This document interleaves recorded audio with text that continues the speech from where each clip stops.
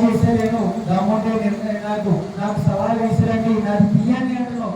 తీయడానికి కాంగ్రెస్ ప్రభుత్వంలో కాదు, టిఆర్ఎస్ ప్రభుత్వంలోనే నువ్వు దొంగమని 5 దాడులని ఇంటి మీద ఈ దగ్గర 4 రోజులు 5 దాడులు అయినాడు. నువ్వు దొంగవా మంచివా? టిఆర్ఎస్ లో ఉన్న హరీష్ రావు గారికి తెలియదా, వైపాల్ రెడ్డి గారికి తెలియదా? ఇదంతా తెలుసు, నీ పరిస్థితి ఏంటి తెలుసు.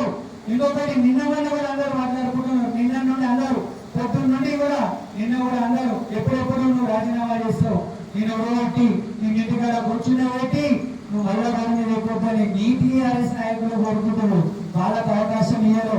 పాపం మళ్ళీ ఈ రోజు నిరాశ పడుతున్నారు. అరే మావోడు రాకపోయే అవతలోకి రావాలంటే మావోడు వస్తే మేము ఎంత ఎంజాయ్ చేస్తుంది, నేను అవతలో నిలబట్టి పక్క సీటు కూడా ఖాళీ చేపిస్తుంది అని మీరు నాయకులు, మీ కౌన్సిలర్లు, మీ చైర్మన్ అందరూ ఎదురెదురు చూస్తున్నారు. అది మర్చిపోకు, ఇప్పటికైనా తెలుసుకో. సీనన్న అందరినీ కాపాడుకునే వ్యక్తి ఈరోజు